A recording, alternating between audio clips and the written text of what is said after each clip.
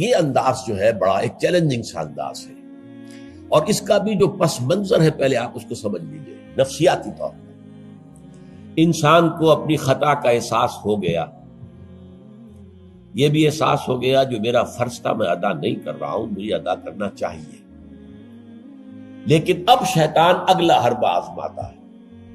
دیکھو ابھی فلاں کام پڑا ہے، ابھی فلاں کام ہے، ابھی بیٹیوں کے ہاتھ گیلے کرنے ہیں، ابھی یہ کرنا ہے، ابھی بچے تمہارے چھوٹے ہیں، ابھی تمہارے بیٹوں کی تعلیم کا مرحلہ ہے، میاں ہو جانا ٹھیک، بعد میں سارے تقاضے مطالبے پورے کر لینا، پہلے یہ ذمہ داریاں تو پوری کرو۔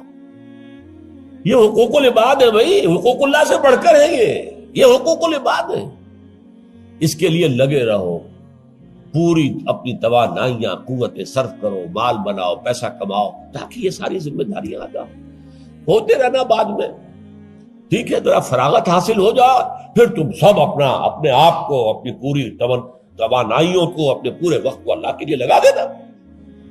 یہ ہے تاخیر اور تعویق، اس کا حربہ شیطان کا، یہ سب سے بڑا۔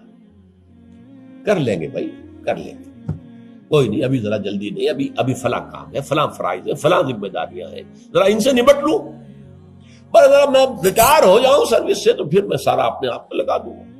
وہ ریٹائرمنٹ کرتے ہیں اس وقت جب آپ کے اندر رہتا ہی کچھ نہیں، اگر آپ کے اندر کچھ رہ جائے تو وہ چھوڑیں گے آپ کو، وہ ساری توانائیاں تو گئی، اب تو آپ کھوکھلا ایک ڈھانچہ لیے پھر رہے ہیں، آپ کے اندر صلاحیت اور قوت کہاں ہے اب؟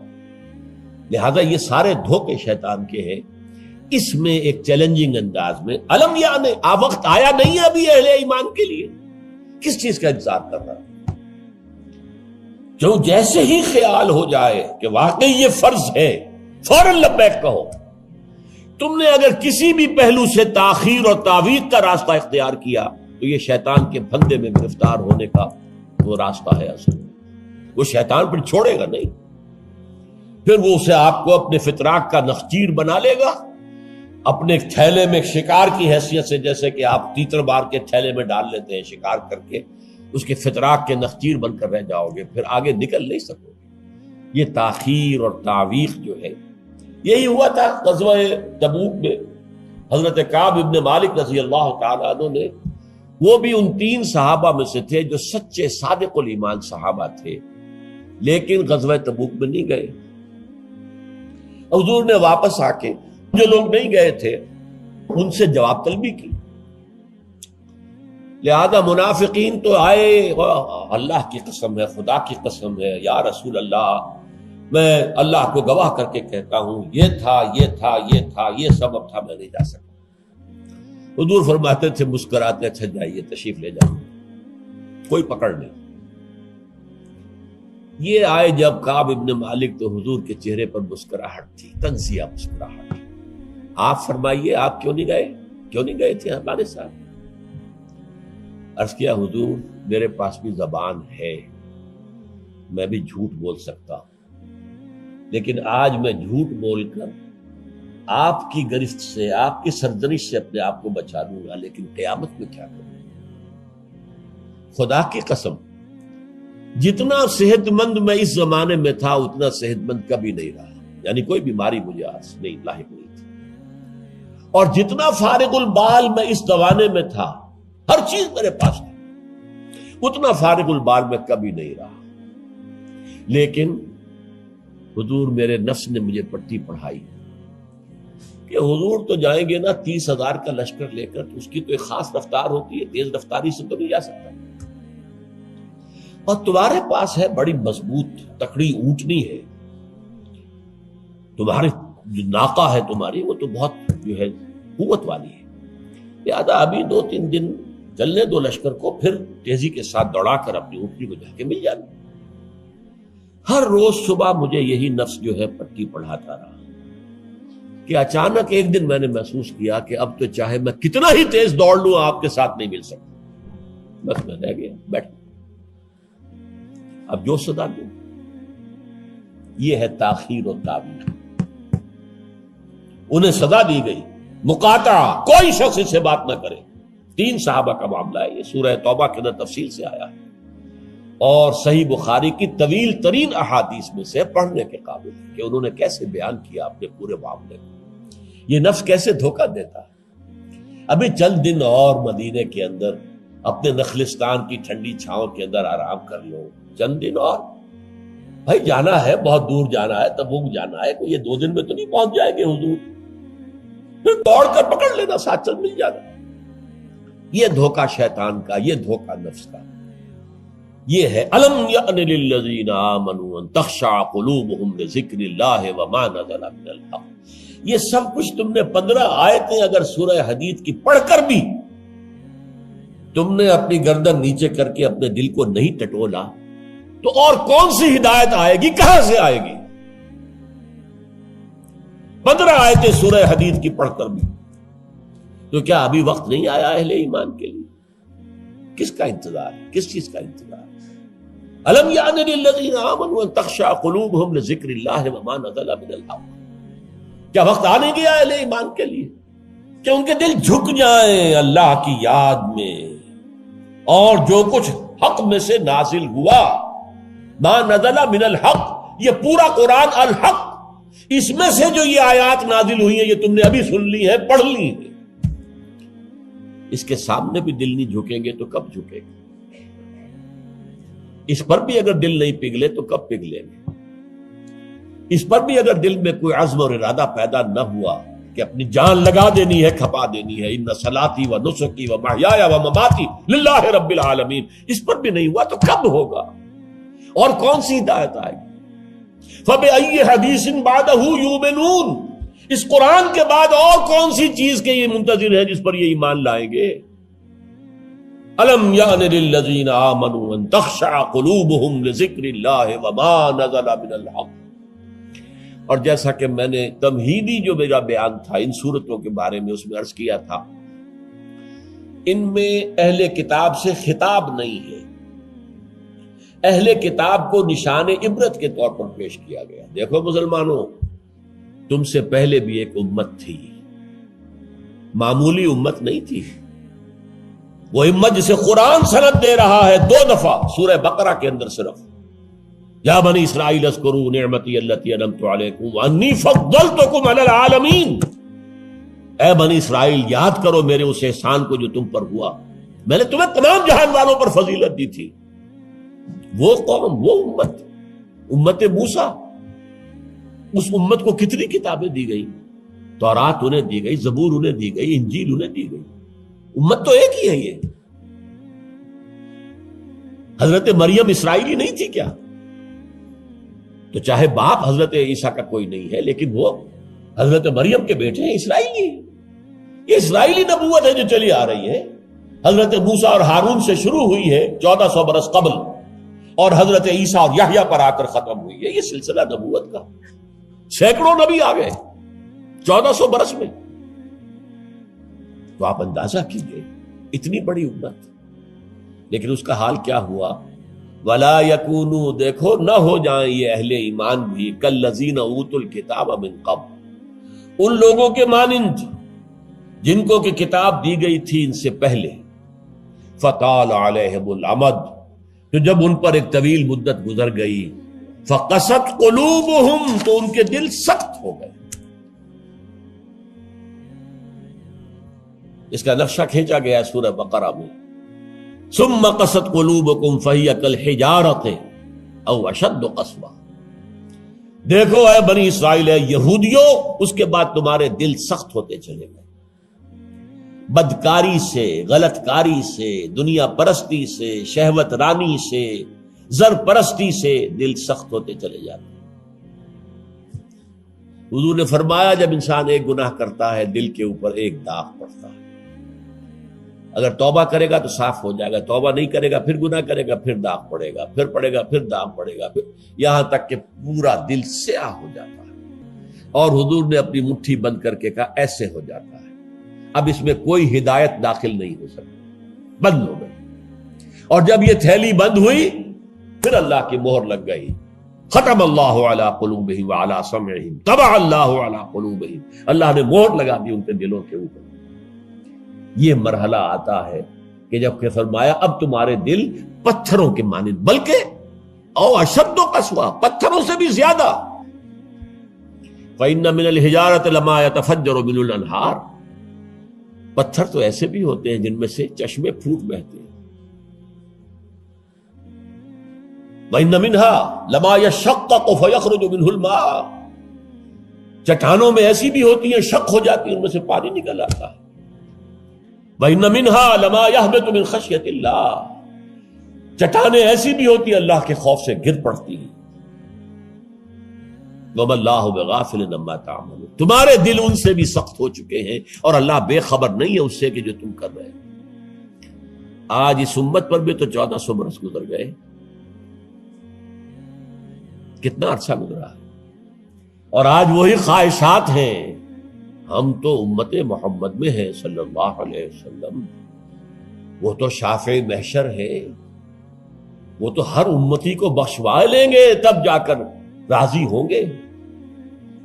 اللہ راضی کرے گا انہیں، وہ راضی اسی وقت ہوں گے جب ہر امتی کو بخشوا لیں گے. سیاں بے کوتوال، اب ڈر کاہے کا؟ جب ہمارے سیاں ہمارے شوہر کہہ لے کوتوال بن گئے تو مجھے کس کا ڈر ہے؟ کوتوال ہی کا ڈر ہوتا ہے نا کہ وہ پکڑے گا. سیاں بے کوتوال، اب ڈر کاہے کا؟ یہ ہے وہ چیز، امانی، دل کا امانی ہو. سیغفر لنا، ہمیں تو بخش دیا جائے گا، ہماری تو شفاعت ہو جائے گی. بھائی کچھ بھی ہے، ہم کلمہ گو تو ہیں، کچھ بھی ہیں، محمد کے نام لیوا تو ہیں صلی اللہ علیہ وسلم. لیکن یہ قرآن مجید میں یہی ان کا قول نقل کیا گیا تھا. یہود نے کہا تھا نحن ابناء اللہ واحباؤہ، ہم تو اللہ کے بیٹوں کے مانند ہیں، اس کے بڑے چہیتے ہیں. تو اللہ نے کیا جواب دیا؟ فلما يعذبكم بذنوبكم، پھر اللہ تمہیں سزائیں کیوں دیتا رہا ہے؟ یہ نبوکدنضر کے ہاتھوں تمہیں کیوں پٹوایا؟ ہیکل سلیمانی کیوں برباد کروایا؟ یہ تم 100 برس تک اسیری میں رہے، بیبیلونیا میں، بابل میں، عراق میں، کیوں؟ تمہارا دوسرا جو تھا ہیکل بنایا تم نے، وہ بھی سن 70 میں گروا دیا ٹائٹس کے ہاتھوں. 1,33,000 ایک دن میں قتل کیے اس نے، ٹائٹس نے 1,33,000 یہودی یروشلم کے اندر ایک دن میں قتل کیے. اندازہ کیے. پچھلی صدی میں 60 لاکھ یہودی جرمنوں نے ختم کیے. 6 ملین. اور ان کو اب بھی یہی کر رہا ہے، we are the chosen people of the Lord, ہم تو اللہ کے پسندیدہ بندے ہیں. یہی حال اس امت کا ہے. ہسپانیہ سے ایسے نکالے گئے کہ ایک بچہ تک نہیں بچا. تاتاریوں کے ہاتھوں کروڑ قتل ہوئے. یہ سب کچھ تمہارے ساتھ ہوا کہ نہیں؟ کروسیڈرز کے ہاتھوں تمہاری پٹائی کم ہوئی تھی؟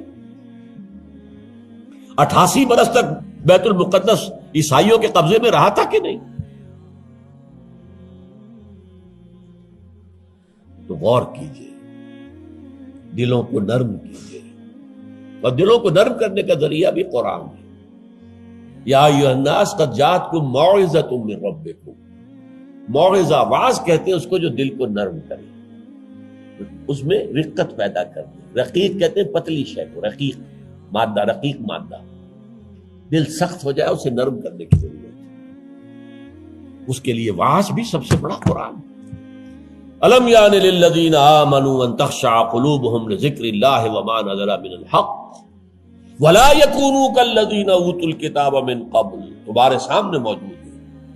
فطال علیہم الامد، پھر ان پر ایک مدت جب گزر گئی، فقست قلوبهم، تو ان کے دل سخت ہو.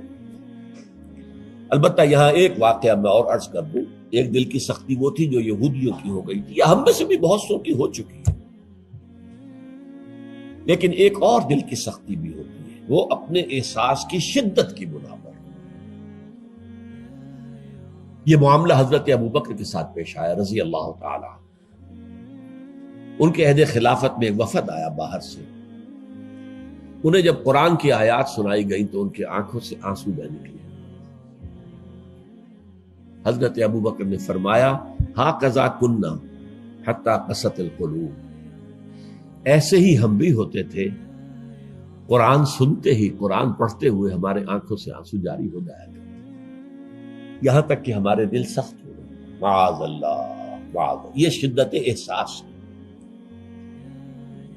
یقیناً یہ ہوتا ہے جب آدمی عادی ہو جاتا ہے تو وہ کیفیت نہیں رہتی۔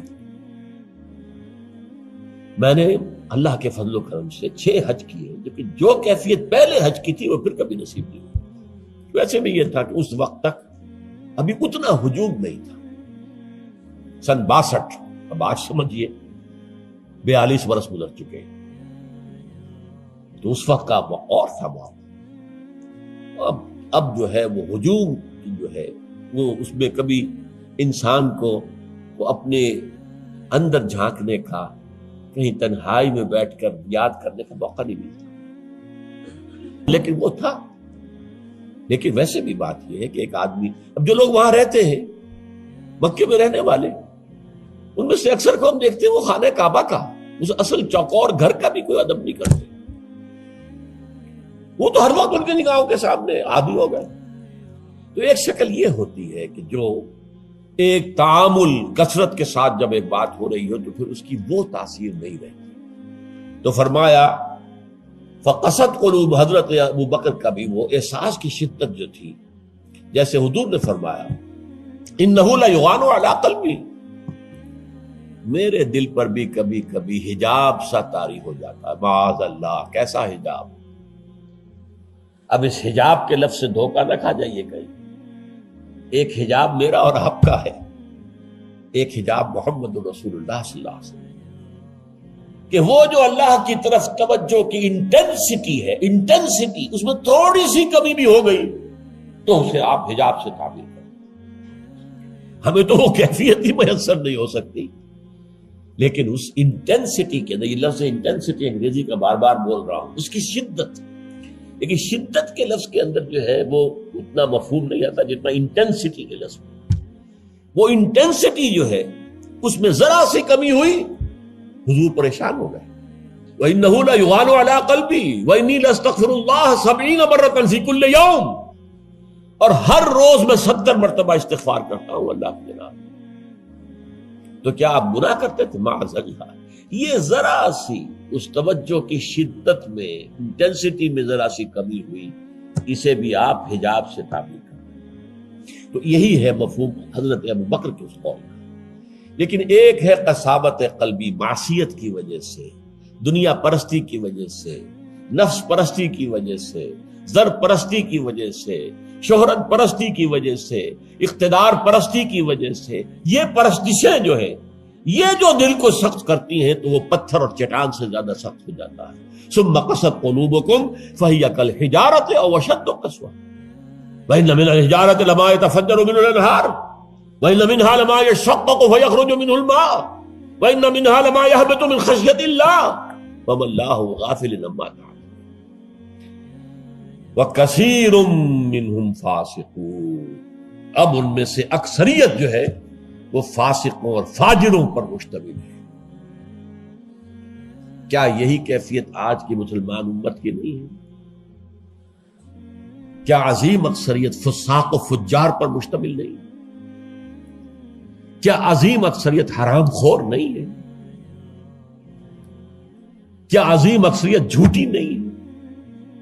نفاق کی تینوں علامتیں، اذا حدث کذب وَإِذَا وَعَدَ أَخْلَفَ وَإِذَا اؤْتُمِنَ خَانَ۔ حضور نے فرمایا منافق کی 3 نشانیاں ہیں، جب بولے جھوٹ بولے، وعدہ کرے خلاف ورزی کرے، امین بنایا جائے، امانت رکھوائی جائے، خیانت کرے۔ یہ الفاظ ہیں بخاری شریف کے بھی اور مسلم شریف کے بھی، اور مسلم شریف میں اضافی الفاظ ہیں وَلَوْ صَامَ وَصَلَّى وَزَعَمَ أَنَّهُ مُسْلِمٌ۔ خواہ ایسا شخص روزہ رکھتا ہو، نماز پڑھتا ہو، اپنے آپ کو مسلمان سمجھتا ہو، لیکن منافق ہے۔ یہی جو میں نے شروع میں آج بات کہی تھی، ایک نفاق ہے شعوری، ایک غیر شعوری۔ وہ منافق سمجھتے تھے ہم عقل مند ہیں، یہ بے وقوف ہے۔ وَإِذَا قِيلَ لَهُمْ آمِنُوا كَمَا آمَنَ النَّاسُ قَالُوا أَنُؤْمِنُ كَمَا آمَنَ السُّفَهَاءُ۔ جب ان سے کہا جاتا بھلے لوگوں، جیسے اور لوگ ایمان لائے ویسے ایمان لاؤ، جیسے وہ اللہ کی پکار پر لبیک کہنے کو ہر وقت تیار رہتے ہیں، کہتے ہیں ہم ان بے وقوفوں کی طرح ایمان لائیں، یہ تو پاگل ہیں، بے وقوف ہیں، فینیٹکس ہیں۔ فنڈامنٹلسٹ ہے، ایکسٹریمسٹ ہے. ہم تو ماڈریٹ اور بڑا روشن خیال اسلام جو ہے اس کے قائل ہیں. جب ان سے کہتا تھا فساد مت مچاؤ، کہتے تھے ہم تو مسلم ہیں بھائی، ہم تو چاہتے ہیں صلح. یہ محمد ہے صلی اللہ علیہ وسلم جنہوں نے اب یہ جنگ کا بازار گرم کر دیا. کیا ضرورت تھی؟ مکے میں 13 برس تبلیغ کرتے رہے، کوئی ہاتھ نہیں اٹھایا، یہی پروسیس جاری رہتا. خامخواہ یہ جنگ کا سلسلہ شروع کر دیا، کیا فائدہ؟ یہ بھی کہا جا سکتا ہے جس دشمن کو گڑ دے کر مارا جا سکتا ہے اسے زہر کائے کو دینا ہے. بھائی تمہاری تعلیم اتنی اعلیٰ ہے، اتنی عمدہ ہے، فطرت کے مطابق ہے، پھیلاؤ. لیکن محمد کی سنت کچھ اور ہے، اسوہ محمدی کچھ اور ہے صلی اللہ علیہ وسلم. اس کے لیے منہج انقلاب نبوی میری کتاب کا مطالعہ کیا، تب پتہ چلے گا انقلاب کسے کہتے ہیں. اور یہ رسول انقلاب تھے صلی اللہ علیہ وسلم.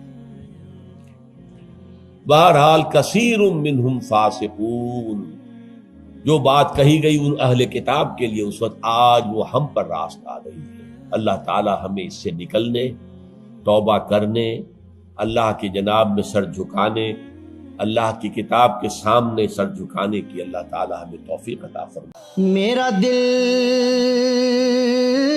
برماہی نہیں آیا،